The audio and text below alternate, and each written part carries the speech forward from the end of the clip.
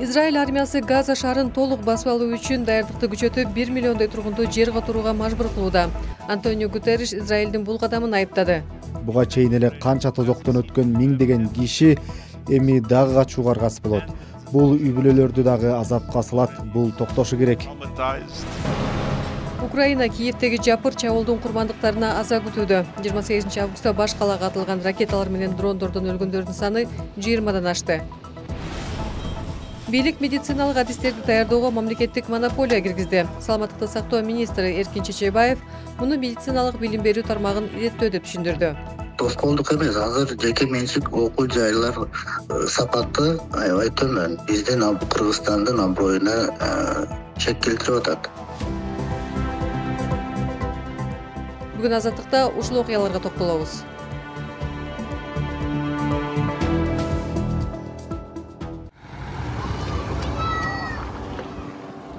Израиль армиясы Газа шаарына чабуулун күчөтүп жатканда, ал жерди байырлаган 1 миллиондой эл аргасынан жер которууга мажбур болууда.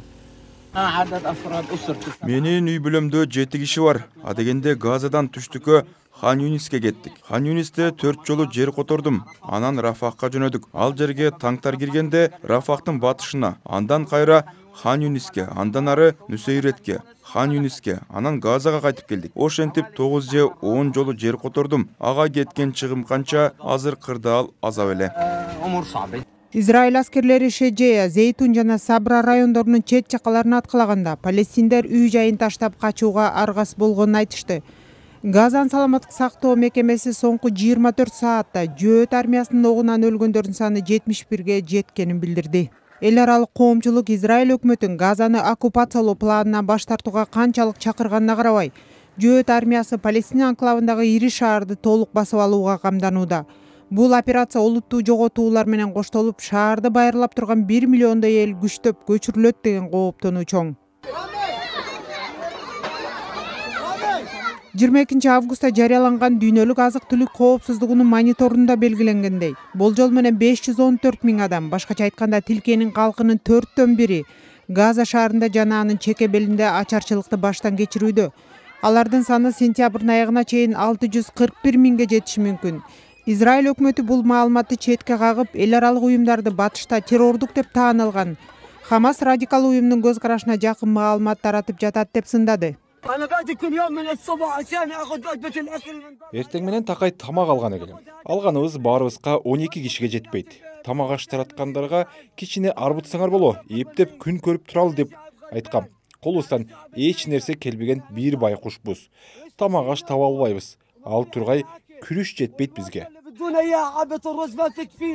Улуттар уюмунун баш катчысы Антонио Гутерриш бейшембиде Израилдин аскердик операциясын кеңейтип жатканын айыптап, карапайым калкты ачарчылыкка кептөө, согуш ыкмасына айланбашы керек деди.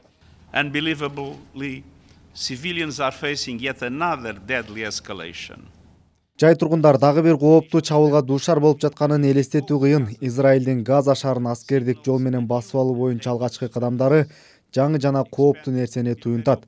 Аскердик операция кеңейтилсе, анын опурталдуу кесепеттери болот. Буга чейин эле канча тозоктон өткөн миңдеген киши эми дагы качууга аргасыз болот.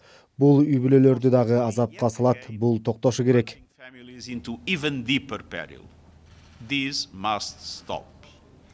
28 августта дүйнөлүк азык-түлүк программасынын жетекчиси Синди Маккейн күнүнө болжол менен жардам жүктөгөн 100 машина Газага кирип жатканын айтты.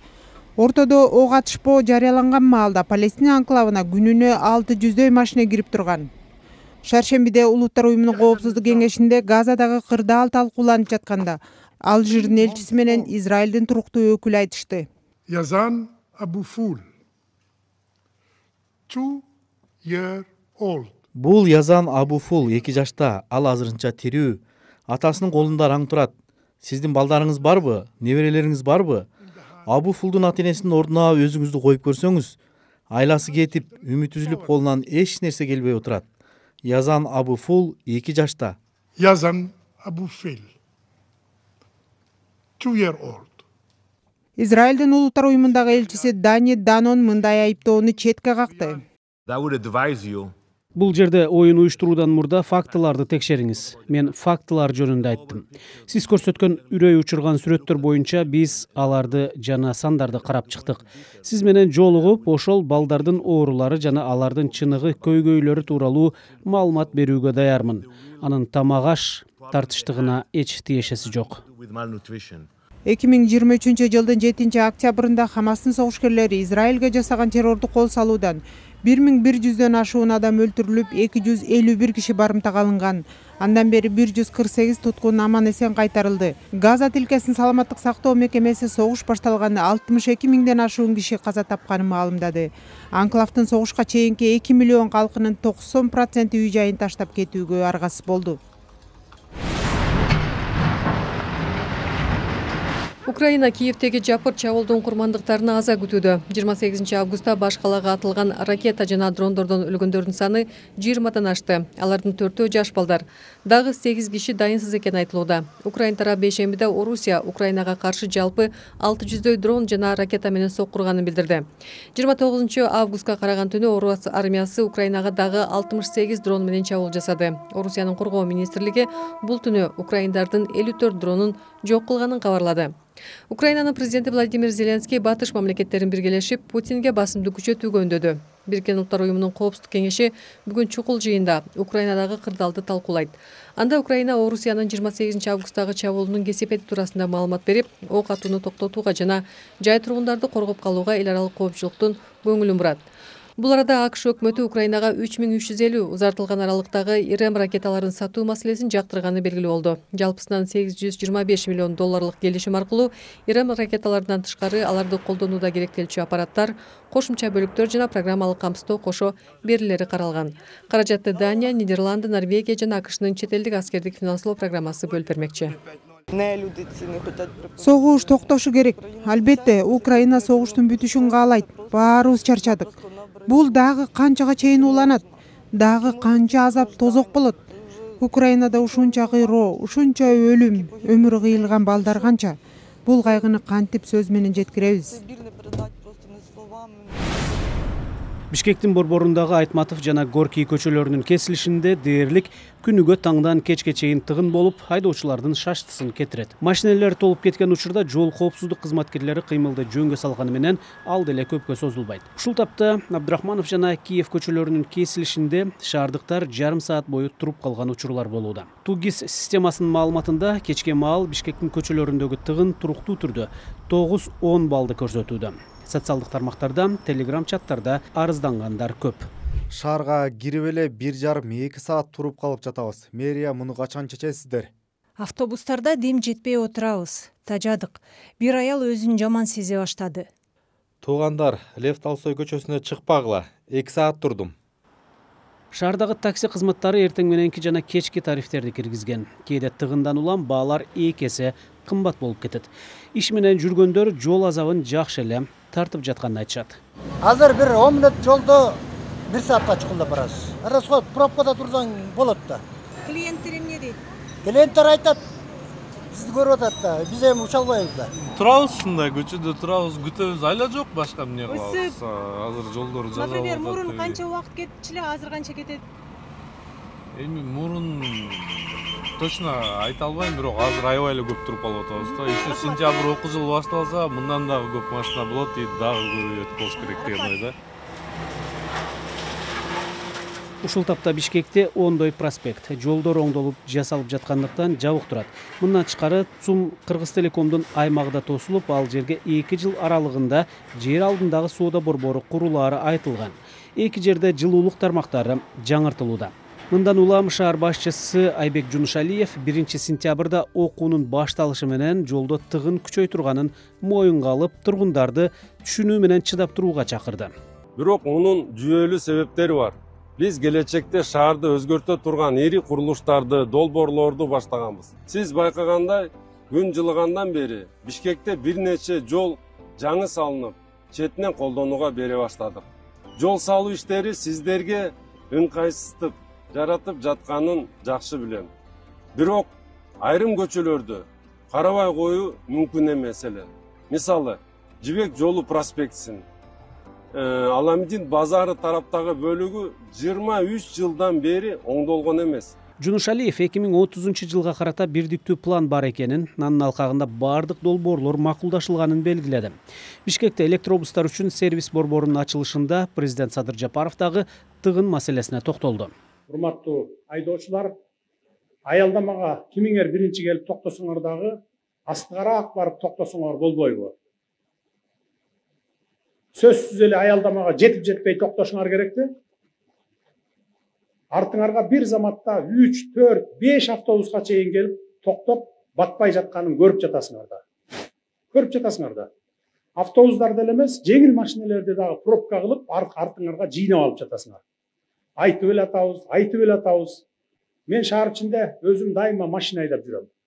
Bir күндө чыгып, bir 4-5 saat шаар кыдырып келсем, 10-15 остановкада аялдамада так ушундай көрүнүштү көрөм да. Шаардык активисттер коомдук транспорт инфраструктурасын жакшыртып, айрым проспектлерде алар үчүн өзүнчө тилке киргизүүнү сунуштап келишет. Алардын пикиринде ыңгайлуу муниципалдык унаага көп эле киши отурмак. В пробках стоят машины, 80% машин. Азыр бир машинеде бирден же экиден гана киши баратканын көрөбүз. Эгер туура уюшулган маршруту, тарифи бар, ыңгайлуу жана жетиштүү транспорт болсо, шаардыктар дароо ошого көчмөк. Поезддердин тармагын өнүктүрүш керек. Жакынкы Кант, Токмок шаарларынан поезд менен келүүгө эмне үчүн болбосун? Ондогон муниципалдык парковкаларды салып, машинелерди жолдо эмес, ошол жака койгудай шарт түзүү керек. Анан албетте дүйнө жүзүндө тыгынды айланма жол көпүрөлөр менен чечет. Бизде болсо жолдорду гана кеңейтип жатышат. Бул такыр эффективдүү эмес. Урбанисттер Бишкек шаары чакан экенин, 600-700 миң автоунаанын бир убакта жүрүшүн көтөрө албасын белгилешет. Алар машиненин санын азайтуу үчүн сапаттуу велосипед жолдорун салууну, жаңы микрорайондордо шаар тургундары жөө эле жүргүдөй дароо мектеп, бала бакча, ооруканаларды курууну сунушташат. Тугис кызматынын маалыматында былтыр август, сентябрь, октябрь айларында шаар тургуну жол тыгында орточо 777 саат убактысын жоготконун көрсөткөн. Аталган кызмат азырынча тыгындан чыгуунун бир жолу катары шаардагы айрым багыттар боюнча жол чырактардын жашыл белгисинин убактысын көбөйтүүнү сунуштап жатышат. Санжар Эралиев, Айзада Кызмалиева, Жазгүл Каримова, Даврани Гамбердиев, Азаттык. Президент Садыр Жапаровдун жарлыгына ылайык Кыргызстанда медицина кызматкерлерин даярдоо тармагына монополия киргизилди. Ага ылайык жалгыз монополист Бишкектеги Иса Акынбаев атындагы Кыргыз мамлекеттик медициналык окуу жайы тандалган. Мындай чечимге Кыргызстандагы медициналык билим берген окуу жайлардагы шарттын жоктугу жана даярдалган кадрлардын деңгээлинин төмөндүгү көрсөтүлгөн. Жарлык медицина жана фармацевтика багытындагы кадрларды даярдоо системасын түп тамырынан жаңылоого, алардын квалификациясын жогорулатууга, илимий изилдөөлөрдү жүргүзүүгө багытталган. Мындан тышкары билим берүү уюмдарынын материалдык техникалык базасын чыңдоого басым жасалат. Акыркы жылдары билим берүү ишин жүргүзүүгө лицензия алган жеке медициналык окуу жайлардын саны кескин көбөйдү.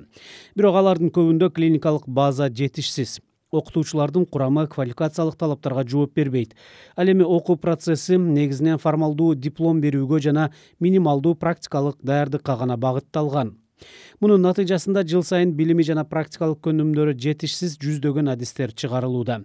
Бул медициналык билим берүү системасына болгон ишенимди солгундатат жана кыргыз дипломунун эл аралык аброюна зыян алып келүүдө. Документке ылайык монополист болчу медициналык академия мамлекеттик окуу жай катары жогорку медициналык жана фармацевтик билимдүү адистерди даярдоо, кайра даярдоо жана квалификациясын жогорулатуу укугуна ээ болот. Мындан тышкары жогорку медициналык окуу жайлар үчүн аккредитация институту түзүлүп, келерки жылы 1-июнга чейин текшерүү жүрөт. Андан өткөн мекемелер медициналык академиянын филиалы же түзүмдүк бөлүгү катары ишмердигин жүргүзө алат. Буга удай эле медициналык билим берүүнүн бириктүү стандарты даярдалат. Бул жарлыктагы талаптардан улам жеке менчик окуу жайлардын ишмердигине тынчсыздангандар болду. Учурда Кыргызстандагы 34 окуу жайда медициналык билим берилсе, анын 12си мамлекеттик, 22си жеке менчикти. Мындан тышкары лицензия алып ишмердигин жүргүзбөй жаткан мекемелер да бар. Саламаттык сактоо министри Эркин Чечебаев муну медициналык билим берүү тармагын ирээттөө деп түшүндүрдү. Тоскоолдук эмес, азыр жеке менчик окуу жайлар сапаты аябай төмөн. Биздин Кыргызстандын аброюна шек келтирип атат. Медакадемиянын тарыхы Советтер Союзу убагында алдыңкы медициналык институттардын бири болчу. Биз бир стандартка келтиребиз. Окуу материалдарын, аккредитациялык деңгээлин, мугалимдердин квалификациясын бардыгын өз ордуна коебуз. Кыргызстанда четтен келип жогорку билим алгандардын басымдуу бөлүгү медицина тармагында окушат. Бир учурда өкмөт билим берүү экспортуна басым жасап, чет өлкөлүктөрдү тартуу менен экономикалык пайда көрүүнү көздөгөн. Анын арты менен өткөн жылы Кыргызстанда четтен келип окуган студенттердин саны 70 миңден ашкан. Алардын көбү медицина тармагында билим алган Индиядан, Пакистандан келген жарандар. Мурдагы саламаттык сактоо министри Талантбек Батыралиев медициналык окуу жайларга талаптын жогорулашы замандын муктаждыгы дейт. Анан кээ бир университеттин клиникалык базасы деп көрсөтүлгөндө 9-10 койка жатаканасы болгон бир кичинекей немелерди көрсөтүп, клиникаларды. Анан ошол эле баягы мамлекеттик ооруканалар менен договор түзө коюп, ошонун негизинде бир клиникабыз бар деген көз боймочулук менен келатышат да. Анан балким башка тармактарда бул байкалбайт, бирок медициналык тармакта окутуу деген бул жөн эле теориялык интернеттен же болбосо онлайн бирдемкени окутуп коймой эмес, китепти жаттатып. Бул ошол учурда эле ар бир студенттин сыркоолор менен мындай көрүшүп, ошолордун сыркоолорду көрүп, алардын бүт историясы менен таанышып, бир оорунун практикада көрүп кандай болот экен деген картинасын көргөнгө мүмкүнчүлүк болуш керек. Тилекке каршы бүгүн андай мүмкүнчүлүк жок. Батыралиев жарлыктагы маселе туура көтөрүлгөнүн, алдыда жумушчу топтун чечимине байланыштуу өзгөрүүлөр болушу мүмкүн экенин белгиледи. Жарлыкты ишке ашырууда тең атаандаштык жараткан системанын түзүлүшү маанилүү экенин баса белгиледи. Кыргыз өкмөтү медициналык окуу жайларга көзөмөлдү күчөтүүнү буга чейин эле көтөргөн. Быйыл июнда медицина жана фармацевтикалык окуу жайларга лицензия берүүгө 2,5 жылга тыюу салынган. Мындагы максат дарыгерлерди даярдоонун сапатын көтөрүү деп түшүндүрүлгөн. Жылдын башында билим берүү жана илим министри Догдургүл Гендирбаевага сөгүш берилип, орун басары Расул Абазбек уулунун кызматтан алынышынын бир себеби ушул маселе болгон. Кыргызстандын медициналык кесиптик кошуунун төрайымы Бермет Барыктабасова медициналык кадр даярдоодо өлкөнүн муктаждыгы алдыда болушу керек деген пикирде. Потому что в указе обоснование Жарлыктын түшүндүрмөсүндө жеке менчик окуу жайлардын сапаты начар, деңгээли төмөн деп жазылган. Бирок саламаттык сактоо министрлигинин биринчи тапшырмасы чет элдиктерди окуткан окуу жайларды текшерип, сапатын баалоо эмес, чет элдик кадрларды даярдап чыгаруу биринчи милдет болуп калдыбы? Кыргызстандык студенттерден аймактарга кимди жөнөтүүнү билбей калышат. Муну жергиликтүү бийлик менен кеңешип, муктаждыкты камсыздап турушу керек. Население медицинской помощи. Ал жарлыктагы тапшырмаларды кубаттап, азыркы абал иретке салууга муктаж деп кошумчалады. Министр Чечебаев буга чейин мамлекеттик медициналык окуу жайды бүтүргөндөрдүн 10% гана мамлекеттик мекемелерге жумушка орношоорун айткан. Ал контракт төлөп билим алган дарыгерлерди да 3 жыл бою мамлекеттик ооруканаларга жумушка тартууну сунуштаган. Учурда 3,5 миңден ашык штаттык орун бош турганын, кадр жетишпестиги үй бүлөлүк дарыгерлер борборунда дагы басымдуу экенин белгилеген. Түмөнбай Абдинабек уулу, Нурлан Бейшебаев, Азаттык, Бишкек. Жаңылыктар топтомун Жанарбек Жолдошбаев, Давран Игамбердиев, Нурлан Бейшебаев жана мен Айзада Касмалиева топтоп сунуштадык. Жакшы туруңуздар.